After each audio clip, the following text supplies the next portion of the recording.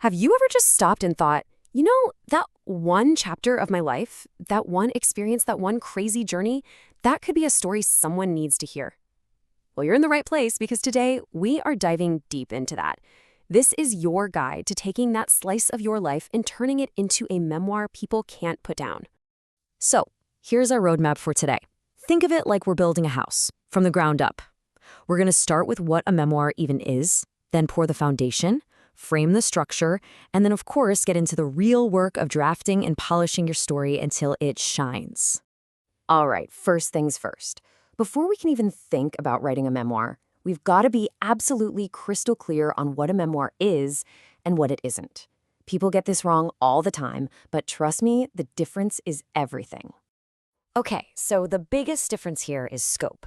An autobiography, that's the panoramic, wide-angle shot of your entire life, birth to present day. But a memoir is a zoom lens. It zooms way in on one specific life-changing piece of your story, and that's where the magic really happens. And this gets us to a really important idea. See, a memoir isn't just you writing down what happened, like a diary.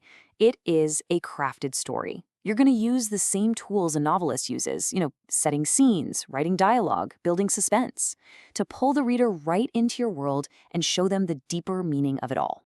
All right, we know what a memoir is. Now it's time to pour the foundation. This is maybe the most important part of the whole process, and it all boils down to answering some really crucial questions about the what and the why of your story. First up, you have to decide, what is your slice of life? What's the story you're telling? Is it the year you spent backpacking through Asia, the journey of starting your own business, or maybe it's about navigating a really difficult relationship? The key here is to narrow it down. Focus on that one transformative experience. But here's the thing. A great memoir is never just about what happened. It's about what it meant. You have to dig for that universal truth inside your personal story. Is it really a story about resilience, about finding yourself, about learning how to let go? That theme is going to be the beating heart of your memoir. And finally, you have to ask yourself the big one. Out of all the stories in your life, why this one? Why does this story demand to be told right now? What did you learn from it? Why is it so important for you to share it?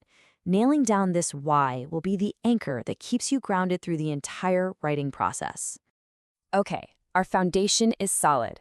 Now it's time to frame the house. We're moving from the what and why to the how. We're talking about the actual architecture that's going to hold your entire story together. Now, this might sound a little old school, but I swear by it. Get yourself a stack of index cards. Write down every key scene, every important memory, one per card. Then you can literally lay them all out on your floor or a big table and move them around. See how they fit together. This is how you discover your story's natural flow before you ever write a single paragraph. It's a total game changer. As you're moving those cards around, you'll probably start to see one of two structures take shape. Most memoirs are chronological. A leads to B leads to C. And that's great. But don't be afraid to play with time. Using flashbacks can be an incredibly powerful tool to show how a moment from your past directly shaped who you are today. It really drives home that theme of growth. An outline is just a skeleton, right? It's the bones. It doesn't have a heartbeat. So in this next part, we're going to give your story its heart and its soul. This is where we stop being architects and start being artists. Okay, listen up. If you remember nothing else from this whole explainer, remember this. Show, don't tell. It's the absolute golden rule of storytelling. You don't want to just tell your reader that a moment was sad. You want to describe the scene, the dialogue, the lump in your throat, so that the reader feels the sadness for themselves. You let them make the discovery. That's how you build real connection. This is just a perfect, hilarious example of what I mean. Saying George was an idiot is just telling me your opinion, but describing him holding a live grenade, asking for instructions, wow. Now I'm there, I'm feeling the sheer panic, and I'm coming to my own conclusion that, yeah, George is an idiot. See how much more powerful that is? I love this quote because it's so true. How you start your story matters so much. Please don't start with, I was born on a dreary Tuesday. No! Start in the middle of the action. Drop us right into a high-stakes scene on page 1. Hook your reader immediately and they will follow you anywhere. But all these techniques, they don't work without one key ingredient: authenticity. The whole reason we read memoirs is to connect with another human being. And that connection only happens when you're willing to be vulnerable, to be honest about your flaws, your mistakes, your fears. Your honesty isn't a weakness. It's the bridge you build between your heart and your readers. So, you've got your foundation, your structure, your artistic tools.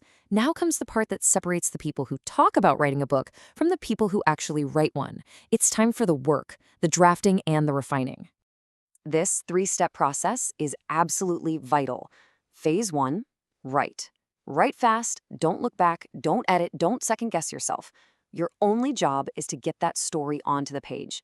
Then, and this is so hard but so important, phase 2, wait. Put it in a drawer for at least 2 weeks. Forget about it. You need that distance so you can come back for phase 3 with fresh eyes, ready to switch from being the creator to being the critic. Okay, let's talk about getting feedback. This quote is, well, it's blunt, but it's 100% correct. Your friends and family, the people who love you, they're often the worst people to ask for feedback because they don't want to hurt your feelings.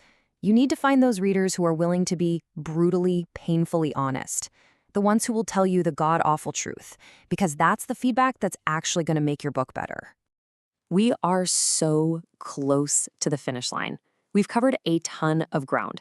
Before we wrap this all up, I want to leave you with 2 final, absolutely crucial tips to carry with you on this journey. First, please remember you are writing about real people, and that includes you. Protect them. Protect yourself. Use pseudonyms, change identifying details. It's still your truth. And second, read.